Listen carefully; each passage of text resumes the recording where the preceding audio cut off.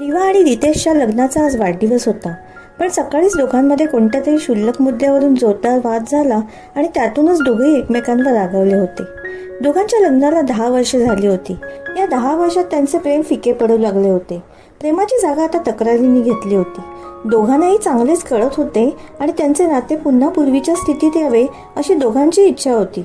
पण सगळ्या बाजूने प्रयत्न करूनही त्यांच्या नात्यातील दुरावा काही कमी होत नव्हता. रितेश बाल्कनीत उभा राहून स्वतःच्याच विचारात मग्न असतानाच रिवा त्याच्याकडे आली. त्याच्या हातात तिने एक डायरी दिली आणि म्हणाली, मी या रोजच्या भांडणांना कंटाळले आहे. आपल्या दोघांमध्ये नक्कीच काहीतरी उणिवा आहेत ज्या आपल्याला आपल्यापासून दूर कराव्या लागतील, तरच आपले नाते पुढे जाऊ शकेल. पुढच्या 1 वर्षात माझ्या ज्या काही उणिवा दिसतील त्या तुम्ही या डायरीत लिहाव्यात अशी माझी इच्छा आहे.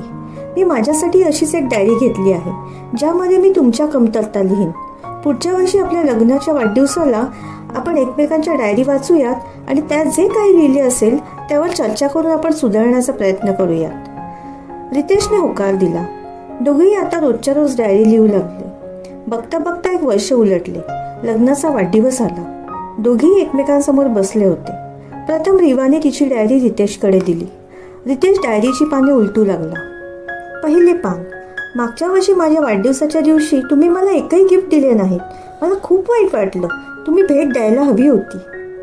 दुसरे पान, जेव्हा माझे आई आणि बाबा आपल्या घरी आले होते तेव्हा आपण चित्रपट पाहण्याचा बेत केला होता, पण तुम्ही त्या दिवशी ऑफिसमधून नेमके उशिरा परत आलात. मला माझ्या आईबाबांसमोर कानेकोंडे व्हावे लागले.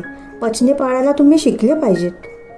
तिसरे पान, मी खूप मेहनत करून तुमच्यासाठी स्वेटर विणला, पण तुम्ही कौतुकाचे एकही शब्द बोलला नाहीत. मी या लायकीची पण नाही का? अशा बऱ्याच तक्रारींनी डायरीची सगळी पाने भरली होती. रितेशने डायरी वाचल्यानंतर रिवा म्हणाली, मला वाटतं आता या चुका तुम्ही पुन्हा करणार नाहीत. त्याने तसे काही न बोलता फक्त होकारातली मान हलवली. मग रिवाने रितेशची डायरी घेतली आणि पानं उलटायला सुरुवात केली. पहिले पान कोरे होते. दुसरे पानही कोरे होते. तिसरे पान देखील कोरे होते. रिवाच्या लक्षात आले की डायरीची सर्वच्या सर्व पाने कोरी आहेत. ती रागाने म्हणाली, तुम्ही माझे एकही शब्द मान्य करू शकत नाहीत का? मी वर्षभर खूप मेहनत करून संपूर्ण डायरी लिहिली आणि तुम्हाला एकही पान लिहिता आले नाही. रितेश शांतपणे म्हणाला, शेवटचं पान उघड, त्यावर मी सर्व काही लिहिले आहे. रिवाने शेवटचं पान उघडलं आणि वाचायला सुरुवात केली. त्यात लिहिले होते, माझी प्रिय रिवा, मी कितीही तक्रार केली, तुझ्याशी किती वाद घातला, तरी सत्य हेच आहे की माझे तुझ्यावर खूप प्रेम आहे आणि मी मनापासून तुझा ऋणी आहे. कारण गेल्या काही वर्षात तू मला आणि माझ्या कुटुंबाला खूप प्रेम दिले आहे. त्यामुळे माझ्याकडे तुझ्या विरुद्ध या डायरीत लिहिण्यासारखे काहीही नाही.